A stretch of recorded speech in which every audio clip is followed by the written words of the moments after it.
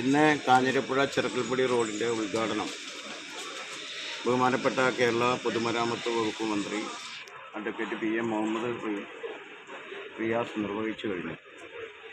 ഈ റോഡിൻ്റെ ഉദ്ഘാടനം വളരെ ഉത്സവാന്തരീക്ഷത്തിൽ കാഞ്ഞിരപ്പുഴയിൽ നടത്തുന്നതിനാണ് ഇവിടെ കൂടിയ ജനകീയ സമിതി സംഘാടക സമിതിയുടെ രൂപീകരണ യോഗത്തിൽ പങ്കെടുത്ത എല്ലാ രാഷ്ട്രീയ, സാമൂഹ്യ, സാംസ്കാരിക മേഖലയിലുള്ള എല്ലാവരും കൂടി ചേർന്ന് തീരുമാനിച്ചു. എന്നാൽ ഇന്നലെ വൈകുന്നേരത്ത് റോഡ് ആക്ഷൻ കമ്മിറ്റി എന്ന പേരിൽ ചില ആളുകൾ, അവരുടെ പിന്നിലും പ്രധാനമായും BJP ആണ് നിലകൊള്ളുന്നത്. BJP ഇവരെ മുന്നിൽ നിർത്തി ഇടതുപക്ഷ വിരുദ്ധ രാഷ്ട്രീയം പ്രചരിപ്പിക്കുകയാണ്. ഇത് തിരിച്ചറിഞ്ഞ LDF പ്രവർത്തകർ ഈ റോഡിൻ്റെ ഉദ്ഘാടനവുമായി ബന്ധപ്പെട്ടുകൊണ്ടുള്ള കാര്യങ്ങൾക്കായി ഒരു വിളംബര റാലി നടത്താൻ തീരുമാനിച്ചു. ആയത് ഇന്നലെ വൈകുന്നേരം 5 മണിക്ക് കാഞ്ഞിരത്ത് നടത്തി. ഇതിനിടയിൽ ഇങ്ങനെ BJP പിന്തുണയോടെ പ്രവർത്തിക്കുന്ന റോഡ് ആക്ഷൻ കമ്മിറ്റിക്കാർ സമാന്തര ഉദ്ഘാടനം നടത്തുമെന്ന് പ്രഖ്യാപിച്ചു.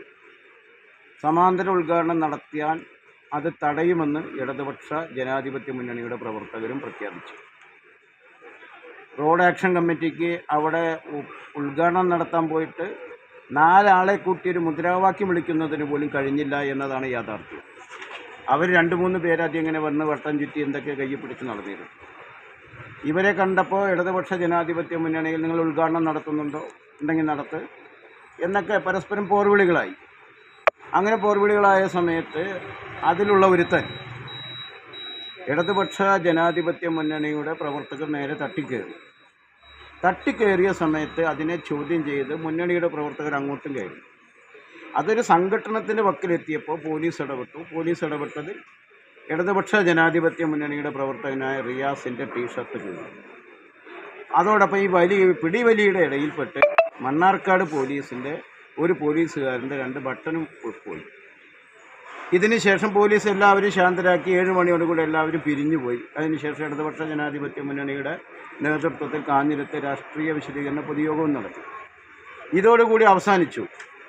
എന്നാൽ മണ്ണാർക്കാട് CI ഇതൊരു വൈകാരിക പ്രശ്നമായി എടുത്ത് രാത്രി 10 മണിക്ക് ശേഷം എൻ്റെ വീട്ടിൽ ടവർ ലൊക്കേഷൻ പരിശോധിച്ചപ്പോൾ ടീഷർട്ട് കീറിയ റിയാസ് എൻ്റെ വീടിൻ്റെ പരിസരത്തുണ്ട് എന്ന് പറഞ്ഞ് എൻ്റെ വീട്ടിന് മുമ്പിൽ 2 പോലീസ് ജീപ്പും നിറയെ പോലീസും സന്നാഹങ്ങളുമായി എന്നെയും കുടുംബത്തെയും ഭീഷണിപ്പെടുത്താൻ വരികയും വീട്ടിനകത്ത് വന്ന് തട്ടിക്കയറുകയും ചെയ്തു.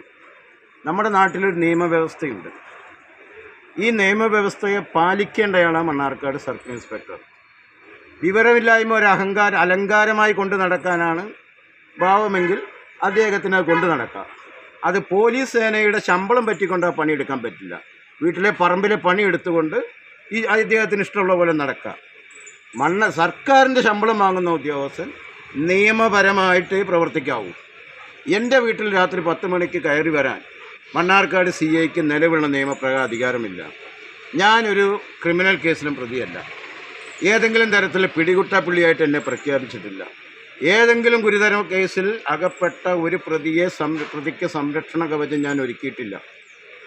റിയാസിൻ്റെ പേരിൽ മണ്ണാർക്കാട് പോലീസ് എടുത്തു പറയുന്ന കേസ് സ്റ്റേഷനിൽ നിന്ന് ജാമ്യം കൊടുക്കാവുന്ന കേസാണ്. അങ്ങനെ ലഘുവായൊരു കേസിൽ ഒരു പ്രതിയെ പിടിക്കാനെന്ന വണ്ണം ഒരു രാഷ്ട്രീയ പ്രവർത്തകൻ്റെ വീട് കയറി ആക്രമിക്കുന്ന സ്വഭാവത്തിലേക്ക് മണ്ണാർക്കാട് CI പോയി എന്നുള്ളത് വളരെ ഗൗരവമേറിയ വിഷയമാണ്. ഇത് നിസ്സാരമായി തള്ളേണ്ട കാര്യമല്ല.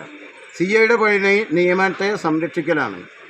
ബഹുമാനപ്പെട്ട സുപ്രീം കോടതിയും ഹൈക്കോടതിയുമൊക്കെ എങ്ങനെയാണ് അറസ്റ്റ് ചെയ്യേണ്ടത്, എങ്ങനെയാണ് ഒരു വീട് പരിശോധിക്കേണ്ടത്, അത് ഏതെല്ലാം സാഹചര്യങ്ങളിലാവണം എന്നത് സംബന്ധിച്ച് കൃത്യമായ വിവരങ്ങൾ നൽകിയിട്ടുണ്ട്. അതിൻ്റെ അടിസ്ഥാനത്തിൽ കേരള DIG ഇക്കാര്യത്തിൽ സർക്കുലർ ഇറക്കിയിട്ടുണ്ട്. മലയാള ഭാഷ അറിയും. അദ്ദേഹം മുമ്പൊരു അധ്യാപകനായിരുന്നു എന്നാണ് ഞാൻ മനസ്സിലാക്കുന്നത്. മലയാള ഭാഷയിൽ ഇറക്കിയ സർക്കുലർ വായിക്കാനുള്ള സാമാന്യ മനുഷ്യൻ്റെ ബോധം മണ്ണാർക്കാട് CIക്ക് ഉണ്ടാവണം. തൻ്റെ അറിവില്ലായ്മ അലങ്കാരമായി കൊണ്ടു നടന്ന് പൊതുപ്രവർത്തകരുടെ മേലിൽ കയ്യൂക്ക് കാണിക്കാമെന്നാൽ അത് കയ്യും കെട്ടി നോക്കി നിൽക്കില്ല എന്നാണ് മണ്ണാർക്കാട് CIയോട് ഇപ്പോൾ സൂചിപ്പിക്കാനുള്ളത്. നിയമപരമായി അദ്ദേഹം ചെയ്ത പണികളൊക്കെ തെറ്റാ. അതിനെതിരെ നിയമപരമായിട്ട് ഇപ്പോൾ പരാതി കൊടുക്കണം. പോലീസ് ആക്ഷൻ എടുത്തില്ലെങ്കിൽ അദ്ദേഹത്തിനെതിരെ ക്രിമിനൽ നടപടിക്രമം ജോലിയിൽ നിന്ന് പിരിച്ചുവിടുന്നതുൾപ്പെടെയുള്ള ഗൗരവമേറിയ കുറ്റമാണ് ചെയ്തിട്ടുള്ളത്. എൻ്റെ വീട്ടിൽ 80 വയസ്സ് പ്രായാധിക്യം ചെന്ന ആളുകൾ താമസിക്കുന്ന വീടാണ് എൻ്റെ. പ്രായപൂർ 2 മക്കളും ഭാര്യയും താമസിക്കുന്ന വീട്. അങ്ങനെ ഒരു വീട്ടിൽ കയറി വന്ന് രാത്രി CI ഗുണ്ടായിസം കാണിക്കാനാണ് 2 പോലീസുമായി വന്നത്. എന്നെ വിളിക്കുക, എൻ്റെ നമ്പർ മണ്ണാർക്കാട് സ്റ്റേഷനിലുണ്ട്. എന്നെ വിളിച്ച എന്നതാണ് കാര്യം എന്നോട് പറയാമല്ലോ. അതിനപ്പുറം എന്നൊരു പിടികിട്ടാ പുള്ളിയുടെ വീട് വളയുന്നത് പോലെ 4 ഭാഗവും പോലീസിനെ നിർത്തി വളയുന്നതില്ല. എന്ത് നടപടിയാണ്, എന്ത് സാഹചര്യമാണ് ഇവിടെ ഉണ്ടായത്? അതുകൊണ്ട് വളരെ ഗൗരവമേറിയ വിഷയമാണ്. ഇക്കാര്യത്തിൽ കേരളത്തിൻ്റെ ആഭ്യന്തര വകുപ്പിൻ്റെ ചുമതലയുള്ള ബഹുമാനപ്പെട്ട കേരള മുഖ്യമന്ത്രിക്ക് പരാതി നൽകുകയാണ്. അതിൻ്റെ കോപ്പിയാണ് ഇവിടെ നിങ്ങൾക്ക് നൽകിയിട്ടുള്ളത്. പാലക്കാട് ജില്ലാ പോലീസ് കംപ്ലൈൻമെൻറ്റ് അതോറിറ്റിക്ക് ഇന്നിപ്പോൾ 1 മണിക്കൂറിനകത്ത് പരാതി നൽകും. അന്വേഷണം നടത്തി കുറ്റക്കാർക്കെതിരെ നടപടിയെടുത്തില്ലെങ്കിൽ ശക്തമായ പ്രക്ഷോഭവുമായി മുന്നോട്ട് പോകും എന്നാണ് സൂചിപ്പിക്കാൻ.